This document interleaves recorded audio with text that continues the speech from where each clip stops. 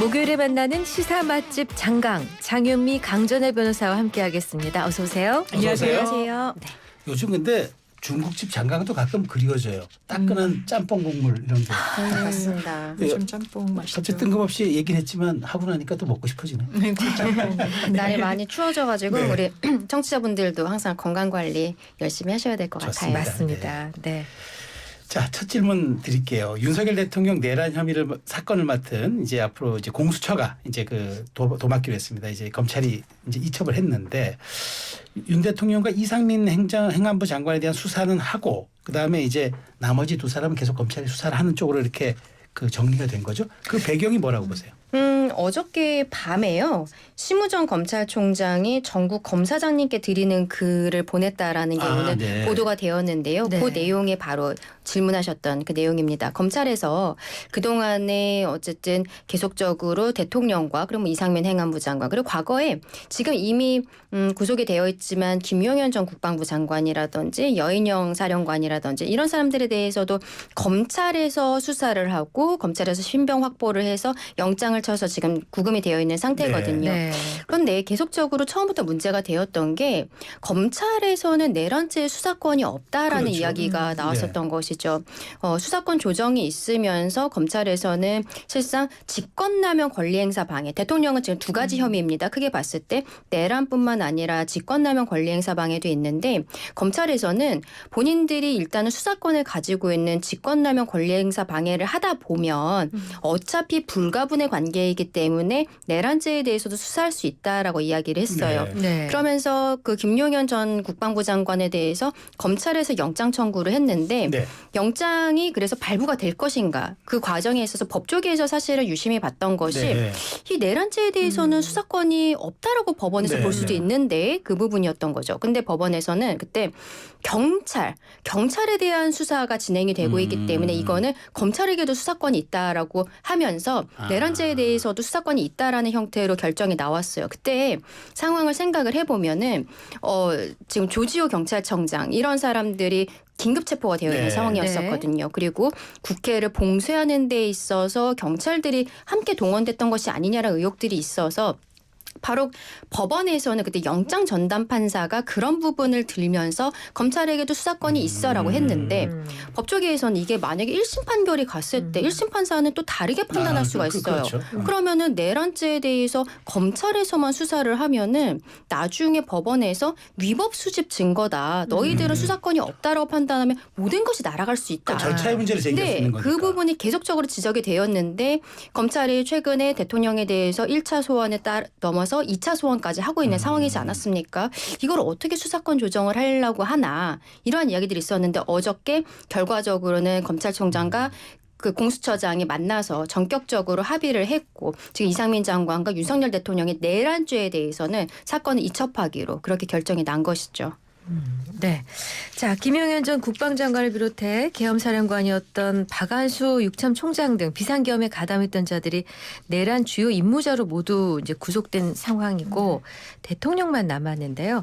검찰과 공조본의 출석 여부를 계속해서 이제 거부하고 있는 대통령에 대한 소환 조사는 어떻게 네. 될 것 같습니까? 아마 속도를 낼 수밖에 없어 보이는 게 지금 검찰이 한 축으로 조사를 하고 있고요. 공조본에는 공수처, 경찰, 군검찰 이렇게 한 축으로 조사를 하고 있는데 네. 윤석열 대통령이면 여러 사유로 나갈 수 없다라고 이야기를 했는데 그 사유 중에 하나는 아니 여기서도 부르고 저기서도 부르는데 내가 그렇죠. 어디로 가야 되냐라는 네. 항변도 사실 있었어요. 네. 같은 이유로 영장 기각이 또 이제 법원 단계에서 되기도 했었고 다른 사안에 네. 대해서는 네. 압수수색 영장.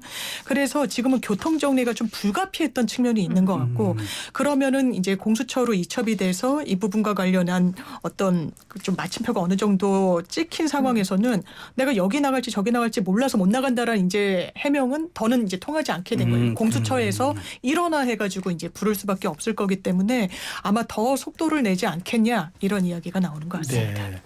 자, 근데 이제 그 좀 전에 그 검찰 수사팀 얘기를 했잖아요. 네. 근데 이제 그 검찰 수사팀에서는 좀 반대 기류가 매우 강한 것으로 알려지고 있어요. 그래서 이게 조절이 좀 사전 조율이 좀 안 되고 그래서 심우정 총장이 심야에 검사장들에게 글을 보낸 것 아니냐 이제 이런 분석이 나오는데 이 검찰 내부의 반발은 또 변수가 안 될까요? 왜냐하면은 검찰총장이 이렇게 공수처장과 전격적인 합의를 하는 과정에 있어서 네네. 그때까지도 일선 검사들은 계속적으로 수사를 하고 있었다는 거예요. 네. 그런데 갑작스럽게 총장이 결정을 해버리니까 수사하던 일선 검사들 입장에서 굉장히 좀 당황스러울 수 있는 그렇겠죠. 부분이 있지 네. 않겠습니까? 네. 그래서 전국 검사장들에게 드리는 글에서 보면은 심우정 검찰총장이 지금 이 선배들이 후배 실제로 그 수사를 하고 있던 검사들을 좀 따뜻하게 격려를 해달라라는 얘기를 하면서 이게 또 의미 있는 얘기가 뭐냐면 어차피 공수처에 이첩된 사건을 비롯해 경찰이 수사 중인 사건은 모두 검찰에 송부돼 특수본에서 최종적인 수사와 결정을 하게 될 것이다라고도 이야기를 했거든요. 이 얘기는 뭐냐면 네.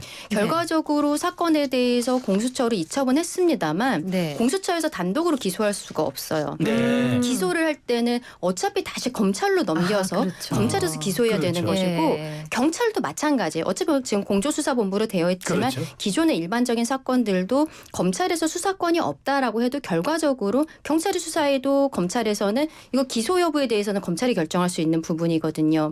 그러니까 지금 일선 검사들은 우리가 지금 열심히 수사하고 있는데 이거를 뺏어버릴 수 있느냐라는 반발이 있을 수 있지만 네. 심우정 검찰총장은 그래도 지금 경찰이랑 공수처에서 수사한 것이 어차피 우리 검찰의 최종 판단을 받고 기소하게 될 것이다라는 이야기로서 좀 후배들을 이렇게 격려하고 있는 것이 아닌가 그렇게 보입니다. 네네. 근데 검찰 내에서는 대통령에 대한 체포영장 발부가 임박했다고 하는데요. 검찰은 이미 1차로 대통령에 대해 출석 요구했고 모레로 다시 한번 대통령 소환을 요청한 상태인데 공수처로 이첩됐으니까 긴급 체포가 가능해지는 겁니까? 긴급 체포도 가능은 하고요. 긴급 네. 체포라는 건 이제 요건이 일단 법정형이 3년 이상의 형을 이제 저질렀을 혐의를 받는 사람이 도주 우려나 증거인멸의 우려가 있었을 때인데요. 지금 김용현 전 장관의 영장 청구서에도 윤석열 대통령은 내란죄 이제 우두머리라는 표현이 이제 들어가 네. 있고 공범으로 적시가 돼 있어서 이거는 사형 무기징역 무기금고밖에 없기 때문에 3년형은 넘고요. 이제 현직 대통령입니다. 직무집행이 정지된 그리고 출국 금지가 돼 있기 때문에 도주 우려가 높다라고 법리적으로 판단받기는 어려울 것 어렵죠. 같아요. 근데 네. 둘 중에 하나만 있으면 되거든요. 이제 증거인멸의 우려는 비교적 높다라고 볼 수 있을 것 같습니다. 지금 나온 정황 보면 일단 특전사령관에게 계엄 해제가 된 이후에 직접 또 전화를 했다 뭐 이런 정황들이 나오고 있어서 이거 말 맞추려는 거 아니냐. 그러면 긴급 체포 요건에도 수사기관은 아마 해당한다고 볼 것 같아요. 그리고 왜 이렇게 소환장을 차곡차곡 보내고 있냐면 이 부분을 우리가 발송했음에도 불구하고 거부하고 있다. 이게 소환에 불응 내지 불응할 우려가 있으면 이건 영장에 의한 체포 영장에 의한 체포의 요건입니다. 체포 영장에 의한 체포는 소환에 불응할 우려 그리고 범죄를 저질렀을 상당한 의심이 가는 네. 사람에서 이런 요건이 충족되면 할 수 있어서 지금 영장을 발부받을 수도 있다라는 이야기도 나와요. 다만 여기서 문제는 최근에도 이제 경호처와 대립하면서 이 서버에 대한 압수수색 영장이 나와서 갔는데 한 6, 7시간 실랑이를 벌이다가 전혀 단행이 안 됐거든요. 근데 그건 또 법적 근거가 있습니다. 보안시설이에요. 대통령실은 그러니까요. 기본적으로. 그러면 이런 보안시설에 대해서는 일반 가정 회사 차량처럼 압수수색을 할 수는 없고 이 보안시설의 책임자의 어떤 승인하에 압수수색이 이루어져야 되는 그게 본인 특성인데. 대통령이잖아요. 맞습니다. 본인이니까 이걸 실랑이가 어느 정도 법적으로는 근거가 있는데 이런 인신을 구속하기 위한 체포영장이나 뭐 이런 부분은 그런 규정이 없어요. 보안시설이니 뭐니 뭐. 네. 그래서 공수처장도 이 부분과 관련해서 경고하겠다. 만약에 계속해서 이 부분을 막으면 특수공무집행방해, 뭐 직권남용 이런 부분이 경호처 담당자들도 문제가 될 수 있다는 부분을 이제 고지시켜놨다 이러고 있거든요.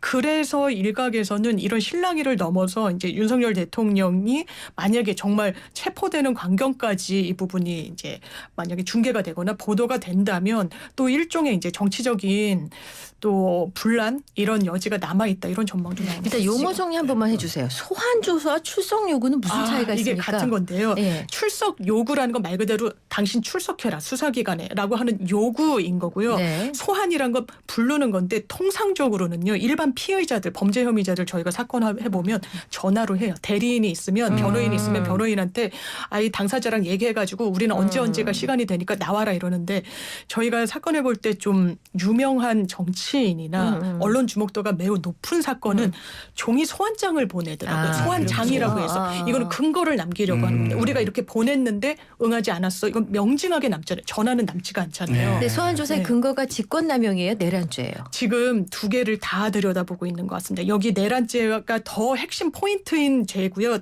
윤석열 대통령에 대해서는 이제 검찰이 그런데 본인들이 내란죄에 대한 직접 수사 개시권이 없다 보니까 직권남용을 경유해서 내란죄까지 관련 사건으로 수사하고 있었던 국면이라 이게 내란죄 직권남용이 윤석열 대통령에 대해서도 둘 다 문제가 되는 자, 상황입니다. 지금 네. 얘기해 주신 내용 이제 처음에 긴급 체포가 되겠냐라고 앵커께서 예, 여쭤보셨는데 저는 개인적으로 긴급 체포는 좀 어려울 것 같아요. 왜냐하면 긴급 체포는 수사기관에서 어떤 피의자에 대해서 조사를 하는 과정에 있어서 법원의 영장을 발부받을 어떤 시간적 여유가 없을 때 그럴 때 긴급 체포를 하거든요. 네네. 지금 김용현 전 장관이라든지 이런 사람들은 수사기관에서 먼저 긴급 체포를 하고 긴급 체포는 어차피 48시간 안에 법원의 영장을 정식으로 받아야 돼요.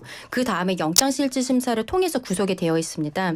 근데 대통령은 지금 직무가 정지되어 있는 상태이기는 하지만 그 예우로서 경호라든지 이런 것들은 그대로 받고 있는 상황이에요. 네. 그러면 긴급 체포를 만약에 하게 됐을 때 법원의 영장이 없이 대통령의 신병을 확보하기 위해 갔을 때는 경호처와의 좀 마찰이라는 것이 어느 정도 예상이 되잖아요. 그렇죠. 그리고 이것은 정말로 법원의 영장주의에 대한 예외이기 때문에 만약에 대통령의 신병 확보를 해야 된다라고 수사기관에서 판단을 한다면 긴급 체포보다는 정식으로 영장을 청구해서 법원으로부터 영장을 발부받는 이런 형태가 되지 않을까 생각을 합니다.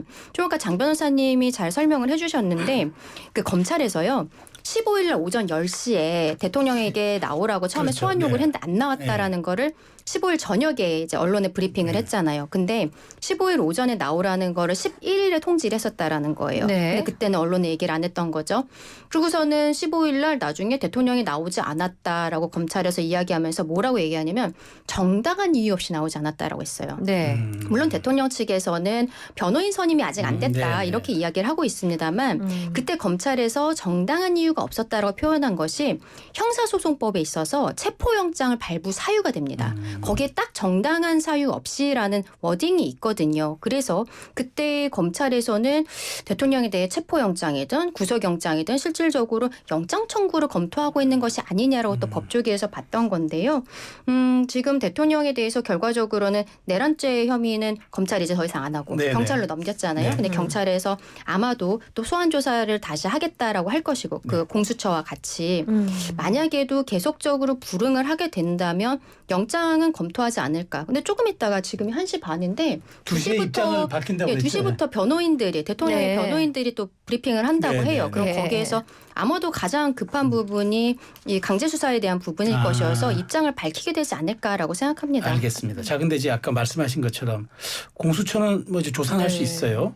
근데 이제 직접 기소 권한이 없으니까 조사 마친 뒤에는 다시 사건을 넘게 하는데 네. 지금 사실 공수처가 보니까 수사 인력이 15명 검사가 굉장히 부족해요. 그래서 총원의 60%밖에 안 된대요. 맞습니다. 예. 이렇게 부실하게 또 많이 수사해서 또 검찰을 넘기면 검찰이 또 보강 수사하고 예.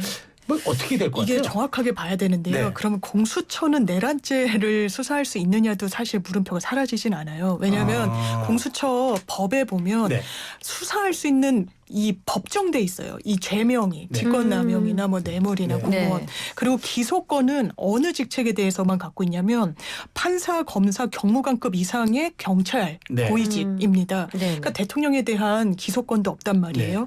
그러면 이 수사 그래도 공수처가 단독으로 수사를 하고 있는 게 아니라 지금 경찰이랑 이제 공조 예, 수사를 예. 하고 있기 때문에 경찰은 이론의 여지 없이 내란죄 수사할 수 있거든요. 네. 그러니까 이 부분에 대해서는 지금 검찰은 이 공조본에는 같이 들어가 있지 않다 보니까 공수처가 조금 더 이 뭐랄까요 이제 법적 수사를 할 수 있는 근거를 확보는 한 것 같고 다만 대통령에 대해서 기소 권한이 없어요. 아까 말씀드린 네네. 대로 아주 제한적으로만 기소를 할 수 있는 직급이 정해져 있다 네. 보니까 그래서 조희연 교육감 같은 경우는요 예전에 기소를 할 수 없는데 기소 의견으로 일단 검찰을 검찰 공을 넘겼을 때 그때도 약간의 신경전이 있었어요. 검찰이 사건을 배당을 한 거예요. 딱 형사 몇 부 해가지고 우리가 다시 이거 들여다봐서 우리가 보완 수사 내릴 수도 있어. 공수처가 아니 너희들이 왜 우리를 지휘하는 거야? 그럴 수 없는데 약간의 실랑이가 있었지만 어쨌든 결론은 이제 기소로 마무리가 됐었고 이 건에 대해서도 그러면 사건을 넘겨받아야만 합니다. 윤석열 네. 대통령에 대해 기소를 하려면 그리고 그 이후에 공소유지도 일반 검찰이 하는 거예요. 그래서 이 부분과 관련해서도 일단 공수처가 수사를 하고 키를 잡는 게 지금 공조본이 구성된 상황에선 맞는 방향이지만 네. 다시 한번 검찰의 손을 안 거칠 수는 없다는 네, 거. 네. 그러니까 지금 말씀하신 것처럼 공수처는 수사 인력이 너무 적어요. 그러게. 지금 사실상 최상병 사건과 관련해서도 뭐 수사가 굉장히 지지부진하고 네. 그러면서 뭐 경찰, 검찰, 공수처 세 기관이 모두 다 수사에 뛰어들었다고 했을 때 국민들께서 공수처는 지금까지 그렇게 속도도 못 내고 있는데 과연 맞는 것이냐는 이야기도 분명히 하셨거든요. 네. 근데 공수처가 굉장히 수사 의지를 강하게 보였고 그 과정에 있어서 지금 수사권을 가지고 있는 경찰과 지금 함께 하고 있는 것으로 보이는데 결과적으로는 마지막에 기소를 할 때는 검찰을 통할 수밖에 없는 거예요. 그래서 검찰총장이 지금 일선 검사들을 달래면서 하는 이야기가 어차피 우리가 최종 결정권자다라고 이야기를 하는 것이죠. 그럼 마지막에 기소하는 단계에 갔을 때는 검찰에서 경찰이나 공수처에다가 뭐 보안 수사 요구라든지 아니면 기소를 못하겠다라고 하든지 이러한 과정에서의 마찰 같은 것들도 어느 정도 예상이 되는 네네. 부분이라고 봐야 될 것 같습니다. 네, 근데 대통령 앞으로 탄핵 심판도 받아야 되고 공수처 수사 대응도 해야 되는데 일각에서는 직무정지 해제를 위한 가처분 신청 얘기가 나오고 있습니다. 아시는 것처럼 최재 감사원장 그리고 이창수 서울중앙지검장도 직무정지 해제 가처분 신청을 냈거든요. 대통령은 과연 이 선택을 할까요? 가능성이 낮다라고 전망은 되는데요. 네. 왜냐하면 굉장히 좀 적극적으로 이른바 법률 투쟁을 할 거를 예고하고 있어서 네. 가동할 수 있는 모든 법적 절차를 또 한번 해볼 수 있는 거 아니냐라는 전망도 나오는 건 네. 사실인 것 같습니다. 사실 노무현 전 대통령도 탄핵 대상이 됐었고 박근혜 전 대통령 마찬가지인데 두 전직 대통령은 이런 절차는 가져가지는 않았어요. 그리고 헌법재판소법에 이런 가처분이 가능하다라고 명시적으로 있진 않습니다. 헌법재판소에서 이 적시하고 있는 가처분은 권한쟁의 심판을 하거나 이게 이제 지자체나 이런 간의 처분의 효력을 두고 막 다툼이 있을 때 이건 효력정지 가처분 낼 수 있다라고 법에 명문화돼 있고요. 이 위헌정당 해산 심판에 대해서도 정당 활동이 중지되면 이제 안 되니까 이 부분과 관련해서 가처분이 허용되는데 일단 헌법재판소는 하나하나 다 규율하기가 어려워서 민사소송법을 다 준용하게 돼 있어요. 이게 규정이 안 돼. 근데 네. 민사소송에는 가처분의 범위가 상당히 넓게 허용되거든요. 임시처분이고 네. 회복할 수 없는 어떤 손해가 우려될 네. 때는 권리구제가 대단히 필요하니까요. 그러면 이 사안에서 이걸 정말 냈을 때 법률적 실익이 있을 것인가. 이제 많은 법조인들은 좀 비교적 인용될 가능성 만약 설사하더라도 낮다. 이게 국회를 통과하고 직무집행이 정지된다는 건 사실상 헌법에 이제 적시가 돼 있는 이런 부분이어서 이걸 직무에 복귀시킬 만한 어떤 요인이 있다고 헌법재판관들이 생각할 것인가는 좀 많이 가능성은 낮아 보입니다. 그러니까 지금 한덕수 국무총리가 어디까지 권한 대행을 할 수 있는 것인가. 민주당이 그 권한을 마치 정해주는 것처럼 이야기하고 있잖아요. 네. 제2요구권에 대해서 네, 네. 오늘 6개 법안에 대한 제2요구권 행사하겠다라고 했을 때 또 민주당이 그런 형태로 하면은 탄핵 발의하겠다라는 형태로 좀 겁박하는 부분도 있고 헌법재판소 재판관에 대해서는 임명을 해라. 라고 이야기를 하고 있죠. 지금 특검 법안에 대해서도 만약에 통과가 되었을 때는 특검도 대통령이 임명하는 거거든요. 추천을 누가 하던 간에. 그러면 그것도 이제 임명하라고 할 거 아니겠어요? 그러면 지금 한덕수 국무총리가 어디까지 권한을 행사할 것인지 이게 좀 혼란스러울 때 이게 국정이 만약에 좀 혼란스럽다라는 판단이 들었을 때는 어떤 긴급한 필요. 지금 대통령의 그 지금 상황에 있어서 국무총리가 권한 대행을 하지만 이것만으로는 해결될 수 없다라는 어떤 긴급한 필요가 있다라는 것을 대통령이 소명을 해야 되거든요. 네. 이 가처분 과정에서. 근데 그 부분이 실상 법에 정해진 대로 권한 대행이 하는 것이고 권한 대행의 권한의 범위에 대해 법정되어 있지 않기 때문에 지금 민주당과 여당이 좀 다른 이야기들을 하는 것이지만 그렇다고 해서 이것을 법원에서 좀 받아들이게 될 것인지 군 통수권이라든지 이런 것들이 이미 권한 대행에게 넘어가 있다라고 봐야 되는 네. 부분들이 있거든요. 그래서 여기는 좀 결과적으로 법적인 판단이라기보다는 정무적인 판단으로서 가처분 신청을 할 때는 네. 그런 생각을 해야 되지 않을까라고 봅니다. 네.